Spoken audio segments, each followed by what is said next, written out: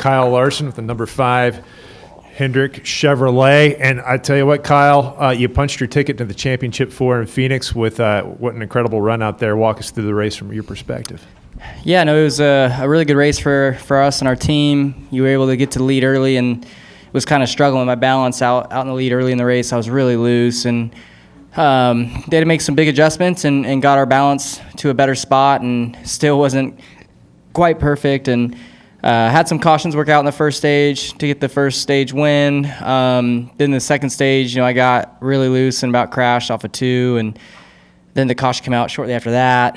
Kind of got to re-rack them and put new tires on and go win that stage. So just a lot of cautions fell at the right time throughout the race. Same thing in the third stage. And then the pit crew did a great job on that final stop to get us control of the race and kind of stretch out enough to where I knew they were going to be coming at the end, and just was going to hope that I had enough time to hold on, which thankfully we did.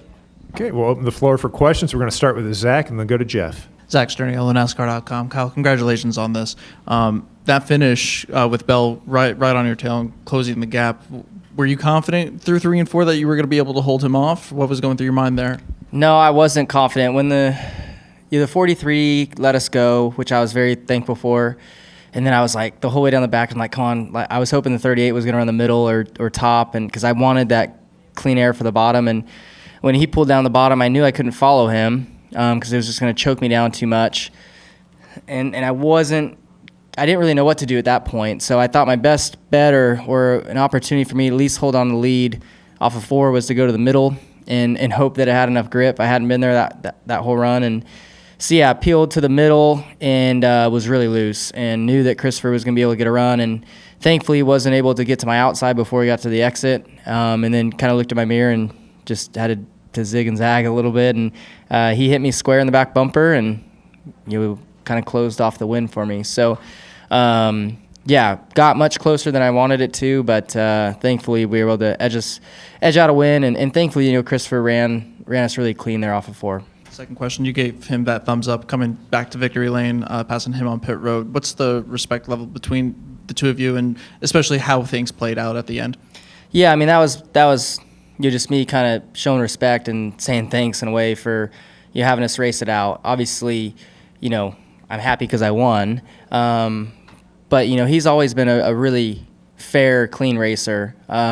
We've had numbers and numbers of battles in stock cars, but mostly in dirt track, and I'm typically the one that is the aggressor or the aggressive one in our battles, and probably push the limit of being dirty sometimes. So for him to continue to race me clean, I definitely have a ton of respect for him. Always have. He's, in my opinion, one of the best race car drivers in the world and could do everything that I get to do outside of NASCAR if his team would let him. So, it's just fun to get to battle with a guy like that. I knew his car was going to be good the whole race. I got to lead right off the bat, and then he was better than me there the first run. So I knew he was going to be the guy to beat probably all race. So, yeah, just a lot of fun, and glad we were able to come out the winner. We're going to go to Jeff, then to Jero, then to Jonathan, then to Jerry. My question is in a similar vein to Zach's, in terms of like the shared background that you guys have and all the Chili Bowl battles and various midget battles and stuff like that. Like, is there any special significance to take that and duel here on like a bigger, high-profile spotlight? I don't know. I mean, I don't know how fans view it, but I really enjoy getting to race a guy in the Cup Series that when we were starting out racing with each other, we weren't either of us in the Cup Series. So, I think his story and all of that with me being with Toyota and then not, moving forward with them and then them kind of pushing him along after they felt like they lost an opportunity on me, was kind of, I feel like I take pride a little bit in that he is in the Cup Series, maybe partly because of me. But then too, I mean, he kicked my ass for a few years straight, like every race. I don't know if I ever beat him. So yeah, I had to work. He made me work really hard to get better as a driver, especially on the dirt track stuff. So, and then yeah, we've had our run-ins along the way, just tight racing for wins and stuff. And And then now I feel like we actually get along and we talk quite a bit, and then get to race with a lot of respect on Sundays on TV in front of millions of race fans. So yeah, it's cool, and just neat to get to race with a guy like that, and I'm sure he'll be one of the guys to beat at Phoenix too when he's in the Final Four. Kyle back here. Harold Guerra, UNLV Road Report. Can you just walk me through your week, right? You won the Sprint Car Championship. I mean, did the Indy 500 rookie orientation. Now you lock yourself into the championship for. What's this week been emotionally for you? Yeah, no, I mean, it's been a memorable week. A little bit maybe crazier than normal, but my weeks stay pretty crazy, so it felt pretty normal in a way. Was awesome, obviously, to close out the High Limit Championship on Tuesday at Lincoln Park, and then from there get focused on driving the IndyCar for the first time. That all went really smooth and was an awesome experience, getting to do something I've dreamt of for a long time, and that's just make laps in an IndyCar at Indianapolis Motor Speedway. So yeah, the ROP went great, and then came here to Vegas knowing that we were going to have a car capable of winning, and was able to get the job done without, or with a lot of luck along the way. So just a cool week, and one that I'll definitely never forget. Jonathan Field, the racing experts, ESPN Radio Albuquerque. Just want to know what was going through your mind when you were sliding out for turn 2. Yeah, I mean, I was getting really loose at that point, and it's so bumpy in 1 and 2 that when you are loose, it makes it even worse going across those bumps. And I got a little out of shape, had a moment, and thought I had it saved. But usually when you do that, it just aggravates things, and it stepped out really quick. And honestly, it was thinking I was just gonna spin and then hit the inside wall. And about that time, I clipped the outside wall and got lucky, and then was just thinking that I was going to do it again because now my right rear tire was scorched. I was so loose, for the next however many laps before the caution came out. But thankfully that caution came out. Kind of got to take a deep breath and really just forget about that. Try to forget about that moment as quick as possible and get refocused on the race ahead. As a follow-up, how do you think the racing on intermediates has evolved with the Gen 7 car over the last year? So, yeah, I mean, I think the intermediate stuff, and I don't know how it looked on TV, but from my vantage point, I thought this was a great race. It was, the leader never, as big as a lead that the leader got to was as much as I did that last run, and then they were able to still catch me at the end, and we have a photo finish, basically. So whatever it is about the next-gen car, and I'm sure it was just an accident when they built it, but I mean, I don't mean that negatively, but I don't think anybody can draw a car up to where you're almost at a disadvantage while leading. But with the next gen car, the leader just, I don't know what it is, but you have so much more load, with the clean air on your car that you wear out the right rear tire so much faster. So that's why the leader always gets loose. That's why, Bell was really loose in front of us the run before the last one. There was 5, 6, or 7 of us all close to him. Every run, the leader, he has the most of a balance shift throughout the run. So, yeah, it just makes the racing really tight because the leader has his hands full after 15, 20 laps and can't really get away. So that's what I was fighting with at the end. And it's just... it's cool because on TV it keeps us all really close, and the finishes seem to be really exciting because of it. We're going to go to Jerry, then to Kelly, then to Tino, then to Joe. Jerry Jordan, King of the Tires.net. You actually, in 14 laps, the final 14, you went from 1.5 seconds ahead to 0.08 at the line. So you needed to know those numbers or anything, but that was how much he was gaining on you. Yesterday, you came in here and you said you like this track, you like this round. Now you're locked into the championship. What's your plan? What's your goal? And do you just trophy hunt for the rest of the? Yeah, I mean, it's obviously it's nice to win and lock in, and you can focus on Phoenix, but at the same point you can't really look too far ahead of yourself. There's still 2 other races before then that I put a lot of pressure on myself going to Homestead. I want to have a great run there, and I want to dominate, honestly. I want to win both stages by 15 seconds and win the race by 30. So that's my goal. So I'm not thinking really ahead of Homestead yet, and then Martinsville as well. I want to go there and have another good run like we had earlier this year, and go into Phoenix with a lot of confidence and momentum. So, if tomorrow I started worrying about Phoenix and then had 2 bad runs at Homestead and Martinsville, I think that would kill our momentum and confidence for Martinsville, or for Phoenix. So, just put a lot of pressure on myself and our team to not get complacent and treat every race like it means something.